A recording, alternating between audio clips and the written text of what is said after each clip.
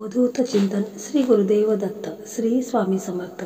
स्वामी महाराजांच्या कृपेने तुमच्या मनातील सर्व चांगल्या इच्छा या लवकरात लवकर पूर्ण होत एवढी स्वामींना मी प्रार्थना करते आणि आजच्या या नवीन व्हिडिओला सुरुवात करते। तर येत्या 14 तारखेला म्हणजे शनिवारी आलेली आहे श्री गुरुदेव दत्त जयंती। या दिवशी आपल्याला रात्री आपल्या उंबरठ्यावरती ह्या 5 वस्तू आहेत तर त्या जाळायच्या आहेत, ज्यामुळे आपल्या घरामध्ये जी काही नकारात्मकता आहे, वाईट दोष आहेत, वाईट शक्ती आहे, जे काही कोणी करणी-बाधा केलेली आहे तर ती दूर होऊन ज्यामुळे आपल्या घरामध्ये सुख शांती समृद्धी ही कायम टिकून राहणार आहे। खूपच असा प्रभावी आणि चमत्कारी उपाय आपण आजच्या या व्हिडिओमध्ये जाणून घेणार आहोत। त्यापूर्वी चॅनलवरती नवीन असाल तर चॅनलला सबस्क्राइब करा, व्हिडिओ पाहत असताना व्हिडिओला लाईक करा, त्याचप्रमाणे श्री गुरुदेव दत्त अशी कमेंट करा किंवा श्री स्वामी समर्थ अशी कमेंट करा। दरवर्षी मार्गशीर्ष पौर्णिमेच्या दिवशी दत्त जयंती ही साजरी केली जाते। हा भगवान दत्तात्रयांचा जन्मदिवस म्हणून साजरा केला जातो। दत्तात्रय हा त्रिमूर्तीचा ब्रह्मा विष्णू आणि महेश यांचा अवतार मानला जातो। दिवशी दत्त जयंतीच्या निमित्ताने गुरुचरित्र ग्रंथाचे पारायण देखील बरेच भक्त लोक करत असतात।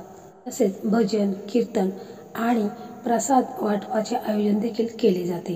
श्री स्वामी समर्थांचे देखील जप केले जाते। श्री गुरुचरित्र ग्रंथाचे पारायण केले असता आपण जे अगोदरचे जन्मी आपल्याकडनं नकळत जे काही पापे असेल व आपल्याकडून काही चुका कळत नकळत घडल्या असतील, यासाठी गुरुचरित्र ग्रंथाचे पारायण वर्षातून 1 वेळा केले पाहिजे।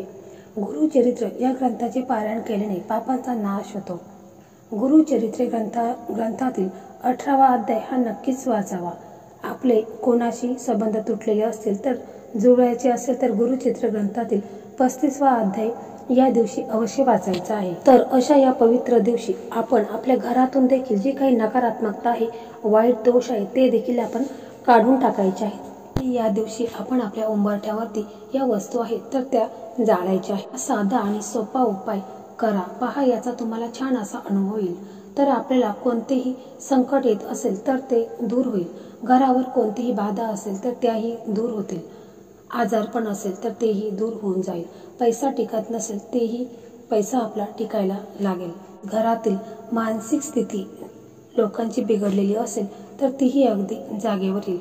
असा पॉवरफुल अनेकांना लाभ देणारा असा हा उपाय आहे।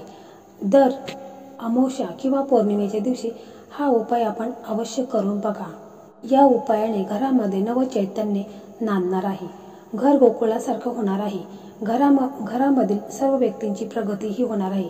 घरामध्ये आपल्या जी काही इडापिडा आहे ती घराच्या बाहेर जाईल। फक्त आपल्याला हा छोटासा आपल्याला एक काम करायचं आहे, हा छोटासा उपाय करायचा आहे, कारण संकट आले की माणूस हा घाबरून जातो, त्याला काही कळत नाही की काय करावे आणि काय करू नये, त्याची द्विधा परिस्थिती होते। तर यावर घाबरून जाऊ नका, आपल्याला हा उपाय करायचा आहे। तर श्री गुरुदेव दत्तांची जयंती आलेली आहे, तर या दिवशी आपल्याला संध्याकाळी उंबरठ्यावरती ही वस्तू जाळायची आहे। त्यासाठी आपल्याला फक्त 5 वस्तू लागतील। तर त्या वस्तू कोणकोणत्या आहेत ते आपण पाहूया।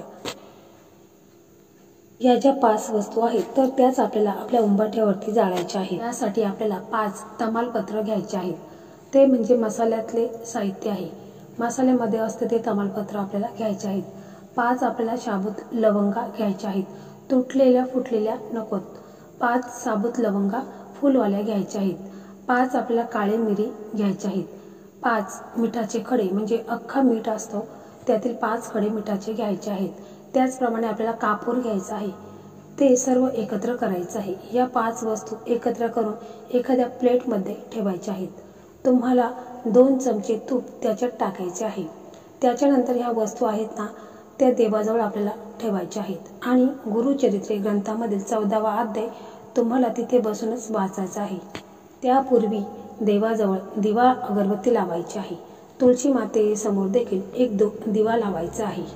त्याच्यानंतर आपण तिथे बसून गुरुचरित्र ग्रंथामधील 14वा अध्याय हा वाचायचा आहे। त्याच्यानंतर ती प्लेट उचलायची आहे आणि श्री गुरुदेव दत्त श्री स्वामी समर्थ असं म्हणत राहायचं आहे, मंत्र जाप चालू ठेवायचा आहे आणि प्रत्येक रूम मध्ये ही प्लेट आहे तर ती आपल्या भिंतीला टच करून घ्यायची आहे।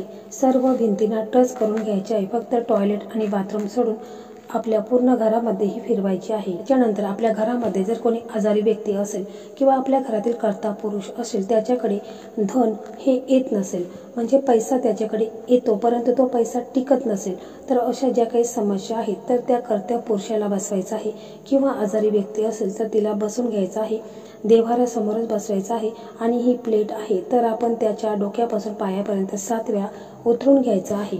कारण ह्या ज्या वस्तू आहेत तर त्या सर्व अभिमंत्रित झालेल्या आहेत आणि यामुळे जी आजारी व्यक्ती आहे तर तिला देखील बरं वाटायला लागेल। तसंच आपल्या घरातील कर्ता पुरुष आहे तर त्याची देखील प्रगती होत जाईल। तो ज्या कामामध्ये हात घालेल त्या कामामध्ये त्याला यश प्राप्ती होईल।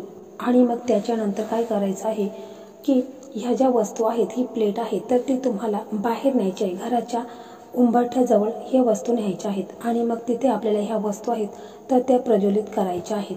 त्यापूर्वी आपला जो मुख्य प्रवेशद्वार आहे त्याच्यावरून देखील आपण ह्या वस्तू आहेत तर त्या 7 वेळा उतरून घ्यायच्या आहेत। कारण आपला मुख्य प्रवेशद्वार आहे त्याच्यातूनच माता लक्ष्मी ही येत असते, त्याचप्रमाणे अलक्ष्मी देखील त्याच मुख्य प्रवेशद्वारातून येत असते आणि म्हणूनच आपल्या घरामध्ये सकारात्मक ऊर्जा यावी, महालक्ष्मी मातेचे आगमन आपल्या घरामध्ये व्हावे म्हणून आपला मुख्य प्रवेशद्वार आहे तर त्याच्यावरून देखील 7 वेळा या वस्तू उतरून घ्यायच्या आहेत आणि उंबरठ्यावरती या सर्व प्रज्वलित करून घ्यायच्या आहेत।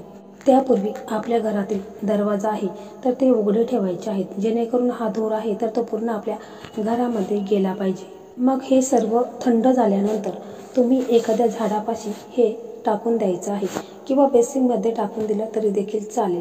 त्याच्यानंतर हातपाय स्वच्छ धुवायचे आहेत आणि आपल्या देवघरासमोर बसायचं आहे आणि श्री दत्त महाराजांना, श्री स्वामी समर्थ महाराजांना आपल्या मनोकामना, इच्छा काय आहेत तर त्या सांगायच्या आहेत। घरामध्ये जे काही संकट आहेत, अडचणी आहेत तर त्या दूर होऊ दे। घरामध्ये जी काही वाईट लोकांची नजर लागलेली आहे, कोणी करणी-बाधा केलेली असेल तर ते देखील तुम्हाला बोलायचं आहे की ह्या वाईट गोष्टी आहेत तर त्या घरातून माझ्या निघून जाऊ दे, माझ्या घरामध्ये सकारात्मक ऊर्जा तयार होते, माता लक्ष्मीचं आगमन माझ्या घरामध्ये होऊ दे, घराची माझ्या प्रगती होऊ दे, मुलांची प्रगती होऊ दे, पतीची प्रगती होऊ दे, घराची माझ्या भरभराट होऊ दे, घरामध्ये सुख शांती समृद्धी ही कायम टिकून राहू दे। अशा प्रकारे तुम्हाला दोन्ही हात जोडून श्री स्वामी समर्थ महाराजांना व श्री गुरुदेव दत्तांना प्रार्थना करायची आहे। तर बघा, हा खूपच चमत्कारी आणि खूप प्रभावी असा हा उपाय आहे। तर हा उपाय तुम्ही प्रत्येक अमावस्या पौर्णिमेला केला तरी देखील चालेल, तर यामुळे तुम्हाला याचा चांगलाच अनुभव हा मिळणार आहे। तर मंडळी, अशा प्रकारे आजचा हा व्हिडिओ होता। हा व्हिडिओ तुम्हाला कसा वाटला कमेंटमध्ये नक्की सांगा। व्हिडिओ आवडला तर व्हिडिओला लाईक करा, शेअर करा आणि चॅनलला सबस्क्राईब करा। धन्यवाद।